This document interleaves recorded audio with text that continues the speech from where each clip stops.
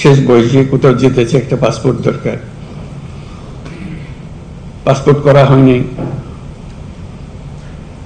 জন্ম নিবন্ধন নাই বলে জন্ম নিবন্ধন লাগবে, আমার আমলে জন্ম নিবন্ধন কি করতে জানিও না, ইত্যাদি ইত্যাদি।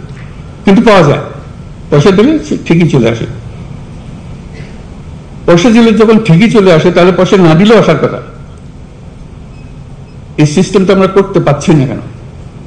এটা তো একজন নাগরিকের অবশ্য প্রাপ্য, আমার জন্ম সনদ। সরকার ব্যবস্থা করতে পারে না এই বলে অজুহাত দিয়ে তো চলবে না,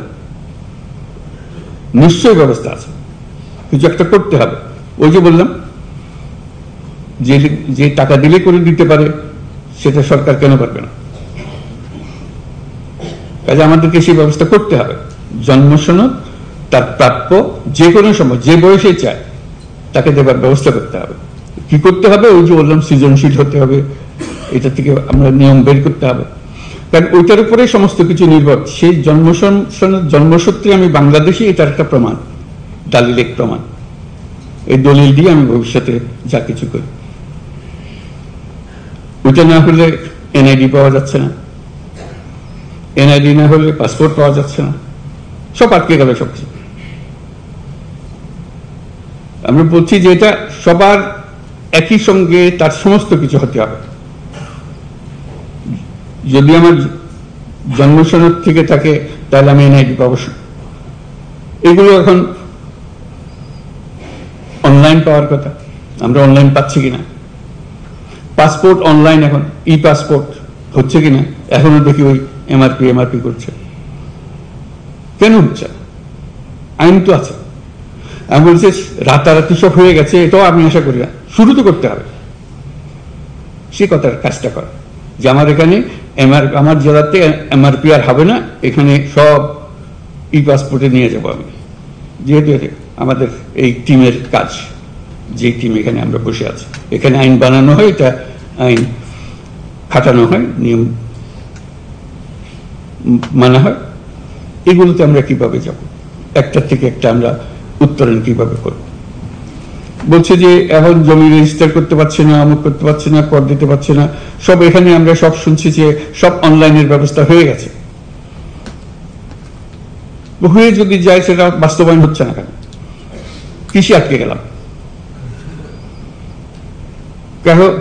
কেন? এখনো জমির রেকর্ডপত্র আমরা অনলাইন পাই না, করতে পারি না, যে জমাকে বেচা কিনে আমরা করতে পারছি না। কি যার উপর থেকে আমরা, ভূমি মন্ত্রণালয় বলছে যে আমরা সব করে ফেলছি, কিন্তু ইমপ্লিমেন্ট করতে পারছি না, ধীরে সুস্থ হচ্ছে। কেন পারছি না? এটাই হলো আমাদের অপারগতা। খেলোয়াড় হিসেবে আমরা সেই কাজটা করতে পারছি না। সেই খেলোয়াড়ের যোগ্যতা অর্জন করতে হবে, যে আমাদের অনলাইন যেগুলো হয়ে গেছে, অনলাইনের সিরিজ হয়ে গেছে, অসংখ্য জিনিস অনলাইন। এটা কিন্তু এখানে বিল্ডিং এর বলতে বসা হওয়া, দেশে হয় না। দেশে না হলে এটা করে লাভ থাকে আমার। এই জিনিস করে হলো যে আমরা এটা দেশে অনলাইন মানে হলো অনলাইন, আর কিছু থাকবে না।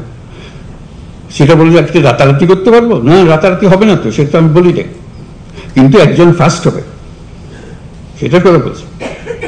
এই অনলাইনের জন্য এক জেলা ফার্স্ট হবে বলে আমি সবটা করে ফেলেছি, অথবা আমি ই পাসপোর্ট করে ফেলেছি, এটা 100% আমার জ্ঞান। আমি জমির যত কাজ আছে সব অনলাইন করে ফেলেছি, ফার্স্ট হয়েছি আমি। এটা তো হতে পারে, আমি সেকেন্ড হতে পারি, থার্ড হতে পারি, আমি লাস্ট হতে পারি। হবে না সে কথা ঠিক না। যাদের মধ্যে হয়েছে তারা কে কোন স্তরে আছে, এটাতে আমার যোগ্যতা, আমার কৃতিত্ব। এই বয়সে আমি দেশের এই টিমের, গভর্নমেন্ট সরকারের টিমে যুক্ত হয়ে কি কাজটা সমাধান করে দিলাম, আমার কন্ট্রিবিউশনটা কি? একটা হলো ঠিক আছে আমি করে ফেলেছি, তাদের বুঝ দেওয়া দরকার, বুঝ দিয়ে দিয়েছি, সেটা এক জিনিস। আর তো হলো আমি কি করেছি বুঝ দেওয়ার বাইরে, যেটা আমার থেকে হোক, সে আমিটাকে আবিষ্কার করা, অর্জন করা, সেই জিনিসগুলো, সেগুলো হলো চ্যালেঞ্জ, সেগুলো হলো আজকে সেই সুযোগ। এখানে কারো রক্তচক্ষুর কারণে, কারো ধমকের কারণে কোনো কাজ করার প্রয়োজন নাই, অন্তত এই সময়টুকুতে। আমি নিজের মতো করে যেটা আইন, যেটা করার দরকার, দেশের জন্য যেটা করার দরকার সেটা আমি করব, সেই কাজে আমি ব্যস্ত থাকবো যাতে আমি করতে পারি। আরেকটা বিষয় বলে শেষ করবো, বেশি লম্বা করবো না। শিক্ষার ব্যাপারে বহু স্তর আছে, আমি ওর মধ্যে যাবো না। শুধু তোমাদের কাছে এটুকু বলা, প্রাথমিক শিক্ষা একটু গিয়ে দেখা কি করা যায়, এটাকে একটু নজর দিলেই সবকিছু ঠিক আছে, আইনের কোনো অসুবিধা নেই। কেউ বলবে না যে না এটা করা যাবে না, করা অবশ্যই যাবে। একটু দেখা দিলে, স্কুলের শিক্ষকদের সঙ্গে কথা বললে, অনেক অনিয়ম বেনিয়ম আছে, সেগুলো তো আছেই, তার মধ্যেও যদি একটি নিয়ম সৃষ্টি করা যায়, একজন জেলা প্রশাসক বললে একটা সৃষ্টি করা যায়, তার সেই ক্ষমতা আছে। শুধু একটু নজর দেওয়ার ব্যাপার। সারা দেশ জুড়ে অসংখ্য প্রাইমারি স্কুল, যার যার মতে সে চলে। আমি অসংখ্যতে যাওয়ার কথা বলছি না, কিন্তু দু একটাতে গেলে আরেকগুলো খবর পায়, অথবা ওইটার অভিজ্ঞতা 10 জনকে বললে তারা শোনে যে হ্যাঁ এটাই তো বটে, তো আমরা তো করতে পারতাম এরকম। এই ছোট ছোট কাজ, বড় কাজের কথা বলছি, বড় কাজ তো আছে কিন্তু করবোই। এই ছোট কাজগুলো দিয়ে কিন্তু বড় কাজটা হয়। মানুষ বলে যে হ্যাঁ ওই সবচেয়ে, আমাদের সময় যেমন উনি যখন ডিসি ছিলেন আমাদের এখানে, উনি এই কাজটা করে গেছিলেন, এরকম স্মৃতি আমরা নাগরিকদের কাছ থেকে শুনি। উনি যখন অমুক যখন ডিসি ছিল, উনি এই কাজটা করে দিয়ে গেছিলেন। অবদানটা মানুষ স্মরণ করে, মানুষ বলে না।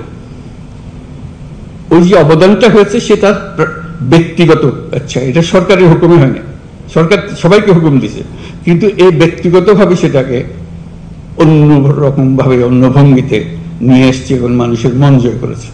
মানুষ তাকে বহু বছর পরেও স্মরণ করছে, অমুক যখন দিয়েছিলেন তখন আমাদের এটা হয়ে গেছিল। তো সেটি আমাদের সুযোগ। এই যে আমরা অন্তর্বর্তীকালীন সময় আছি, এটা একটা মস্ত বড় সুযোগ। আমাদের হাতে অনেকগুলো কাজ, এবং খুব সহজ কাজ, কঠিন কাজ না। এবং আমি বলছি না যে 100% করতে হবে, আমি বললাম যে 10% করো, 20% করো, 30% করো, 1 নম্বর হও, 1 নম্বর হওয়ার চেষ্টা করো। কারণ তোমরা তো সবাই একই আইনের মধ্যে, একই পরিস্থিতিতে আছো। 1 নম্বর হওয়ার মধ্যে অনেক আনন্দ। আমি করে ফেলেছি, আমি সবার আগে আমি এটা করে ফেলেছি, এই যে আনন্দটা পা, সে আনন্দ থেকে নিজেকে বঞ্চিত করো না। এই অন্তর্বর্তীকালীন সময় এই সুযোগটা পূর্ণমাত্রায় তোমাদের আছে, আশা করি এটা গ্রহণ করবে। তোমাদের এই আলোচনা এবং এই পরস্পরের যোগাযোগ, এটা আনন্দদায়ক হোক এবং সফল হোক। আমাদের এই অন্তর্বর্তীকালীন সময় আমরা যেটুকু তোমাদের মাধ্যমে করতে পারবো, তোমাদের কারণে আমরাও যেন স্মরণীয় হতে পারি। ওনাদের সময় ডিসি সাহেবরা এই কাজগুলো আমাদের করে দিয়ে গেছিলেন, পরেগুলো আর করেনি। এই কথা বললে তখন মনে হবে যে হ্যাঁ আমাদের আমলে আমরা ওটুকু বলার কারণে, আমরা করিনি কিন্তু বলেছি, বলার কারণে কাজটা হয়েছে, এগুলো যেন আমরা করতে পারি। আমরা আরেকটা কথা, পাসপোর্টের কথা বলতে মনে হলো, পাসপোর্ট করতে হলে পুলিশ ভেরিফিকেশন লাগে। আমি জিজ্ঞেস করতে আরম্ভ করলাম, অনেকেও হয়তো আগেও করেছে, কারণটা কি? পাসপোর্ট তো আমার নাগরিক অধিকারের একটা অধিকার। আমি চোর না ডাকাত না কি, সেটা আপনি ভিন্নভাবে পুলিশ আমার বিচার করবে, কিন্তু আমাকে যে জন্ম সনদ দিয়েছেন সেটাও কোনো পুলিশ ভেরিফিকেশন দিয়ে করেননি। আমাকে এনআইডি দিয়েছেন, সেটাও কোনো পুলিশ ভেরিফিকেশনের জন্য অপেক্ষা করতে হয় না, নাগরিক হিসাবে পেয়েছি, এই দেশের নাগরিক। পাসপোর্টও এই দেশের নাগরিকের একটা পরিচয়পত্র, এখানে পুলিশ ভেরিফিকেশন কোনো লাগবে। আমরা আইন করে দিয়েছি যখন থেকে পুলিশ ভেরিফিকেশন লাগবে না। সে কথাটা গ্রামের গঞ্জে গিয়েছিল, যে তালি দেখে মনে হলো এটা পৌঁছে নাই, পৌঁছতে তো এটা হ্যাঁ আমরা জানি, তো এটা আবার বলার দরকার কি? আমার বলার কারণে তালি দেওয়ার অর্থ হলো এটা সুন্দর কাজ হয়েছে, তো তার মানে এই কথা বলে পৌঁছে নেই। অথচ আমরা এখানে সিদ্ধান্ত নিয়ে বসে আছি বেশ কিছুদিন আগে। এই যে দূরত্ব, এটাও যেন না থাকে, এগুলোর কোনো কারণ নেই। বিনা কারণে মানুষ হয়রানি করা, হয়রানি করাটাই যেন আমাদের ধর্ম।